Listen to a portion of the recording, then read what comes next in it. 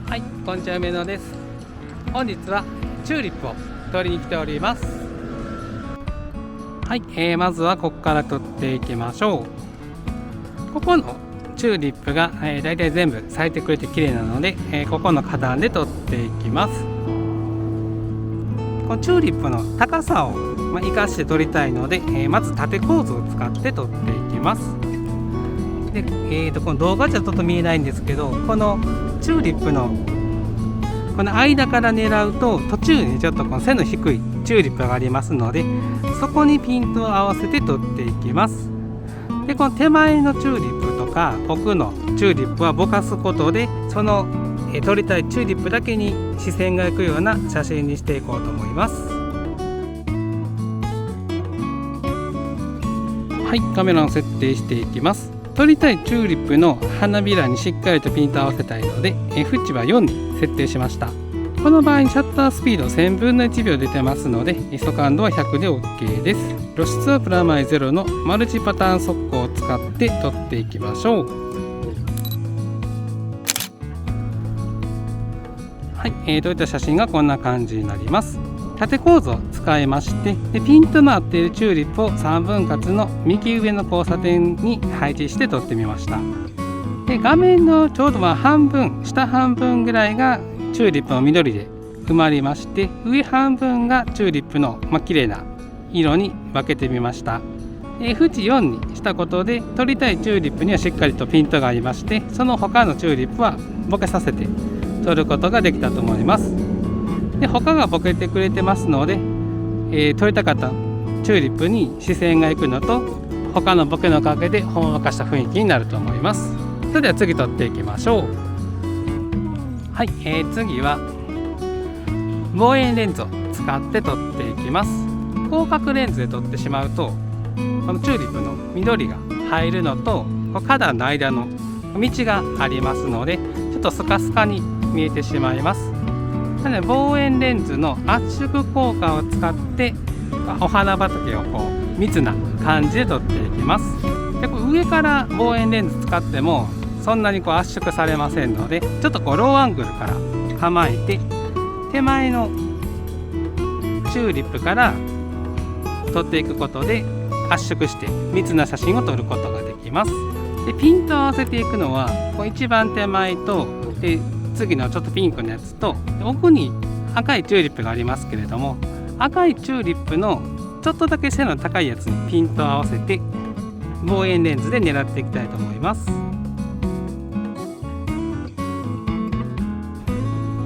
はい、カメラを設定していきます。赤いお花の横の列ですねにだいたいピントを合わせたいので、 F 値は 6.3 にちょっと絞って撮っていきます。この場合でシャッタースピード640分の1秒出てますので、ISO感度は100で OK です。で、露出はプラマイゼロのマルチパターン速攻を使って撮っていきましょう。はい、撮れた写真がこんな感じになります。広角レンズかつ立ったままで撮ってしまうと、やっぱりお花畑ってスカスカに見えるんですけれども、望遠レンズを使うことで距離感が圧縮されて、すごい密集したお花畑に見えます。で、奥の赤い花もですね、下の葉っぱの緑のところが見えるんですけれども、そこは手前のピンクのお花で隠してあげることで、より密集した写真に見せることができます。そしたら次撮っていきましょう。はい、次はここの白いチューリップを撮っていきましょう。このチューリップのお花は結構花びらが厚いですので、順光とかで撮ってしまうとこのなんていうかな、透け感っていうか出ないんですけれども、逆光とか、半逆光、あるいはサイド光とかで撮ってあげると、ちょっと透けた感じが出て透明感というかそういうのが出ますので、今回は半逆光で撮っていきたいと思います。で、狙っていくチューリップはここのチューリップを狙っていきまして、で、手前のこのチューリップを前ボケに使っていきます。で、画面の右下にこの前ボケを、白い前ボケを入れて、で、こっちのチューリップはもう下の茎から移して取っていきます。そうすることで、チューリップのこの茎の力強さっていうのと、でこっち画面が左下が暗くなるんですけど、右側はこの前ボケのおかげで白くなりますし、3分割の交差点の対角にありますので、対比構図みたいな感じにもすることができます。そういうのを使ってチューリップのなんていうんですか、可憐さみたいなのを取っていきたいと思います。はい、カメラの設定していきます。奥のチューリップにしっかりとピントを合わせたいので F 値は4に設定しました。この場合でシャッタースピードが800分の1秒出てますので ISO 感度100で OK です。ここも露出プラマイゼロのマルチパターン速攻を使って撮っていきましょう。はい、撮れた写真がこんな感じになります。縦構図の3分割を使いまして、右下の方は前ボケさせたチューリップを入れて撮っています。左上のところにピントを合わせたチューリップを配置して、3分割のラインの縦の線上に茎も配置して撮りました。全部が真っ白になってしまうと、どのチューリップにピントを合わせたとか、そういうのがちょっとぼやけてしまうんですけれども、茎のところから入れたことで左下の部分にちょっと黒い空間ができましたので、ここに目がいって、その上にピントがあっているチューリップがあるような感じで撮ってみました。半逆光で撮れましたので、チューリップにしっかりと光が当たりつつ、左側の方は透けてますので、ちょっと柔らかい雰囲気を出せたと思います。それでは次撮っていきましょう。はい、次はこの広角レンズを使って撮っていきましょう。狙っていくチューリップはここのチューリップとここのチューリップを2つピント合わせて撮っていきます。でこっちは逆光の、ポジションになりますので、チューリップの葉っぱが透けてきれいに撮れます。ローアングルから狙いまして、縦構図を使って撮っていきます。でローアングル使いつつのこの2つのチューリップ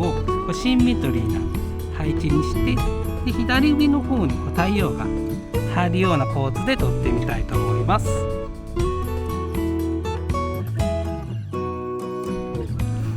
はい、カメラを設定していきます。広角なんで結構ピントは合うんですけれども、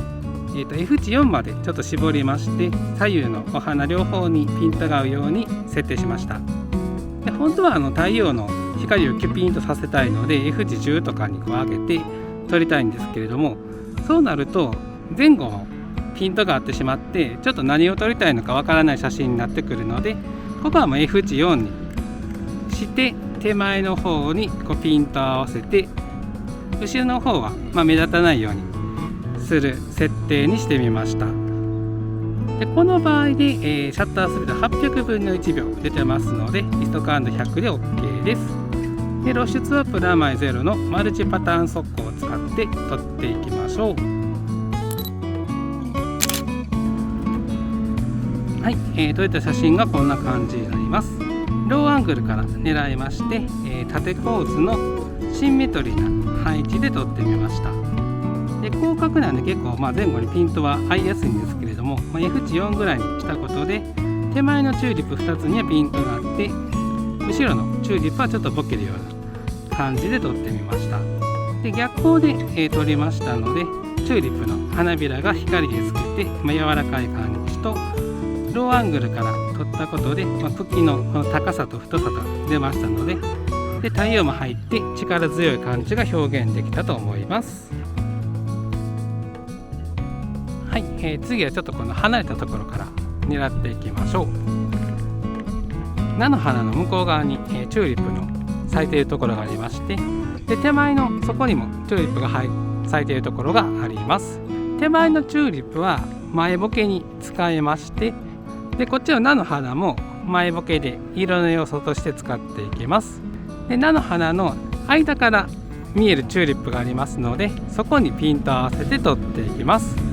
でこの動画で見ると結構距離離れているんですけれども、これも望遠レンズを使うことで手前の菜の花とかをボケさせつつ、撮りたいところにピントを合わすことができます。で周りの景色も多少映えるので、あんまり圧迫感なくちょっと開放的な写真になるんじゃないかなと思います。はい、カメラを設定していきます。前ボケを使いたいのと背景のピントを合わせるチューリップにしっかりとピントを合わせたいので F 値は4に設定しました。この場合でシャッタースピードがだいたい1000分の1秒出てますので ISO 感度100で OK です。でちょっと明るい感じを出したいので露出値はプラス 0.7 に設定しまして、速攻モードはマルチパターン速攻を使って撮っていきましょう。はい、撮れた写真がこんな感じになります。奥のチューリップにピントを合わせまして、手前にあったチューリップと菜の花はボケさせて撮りました。で今までは結構アップで撮ることが多かったんですけれども、ちょっと離れた場所から撮ったことでちょっと開放的な、お花畑の感じが出せたんじゃないかなと思います。でチューリップもいろんな色が咲いているのと、で菜の花と緑色と入りまして、で背景はちょっとなんかビニールみたいなフェンスなんですけど青色だったので、いろんな色が入って、華やかな写真になったんじゃないかなと思います。はい、本日はチューリップのお花を撮りに来ておりました。現在3月の、中旬ぐらいになりますので、まだ5分咲きの、咲きっぷりなんですけども、この動画がいつ上がるかわからないんですけど、また多分チューリップの時期だと思いますので、ぜひ皆さんも撮りに来てみてください。で広角レンズで撮っても望遠レンズで撮っても、いい写真を撮ることができると思いますので、いろんなレンズをお持ちの方はいろいろ試してみてください。ではまた次の動画でお会いしましょう。さようなら。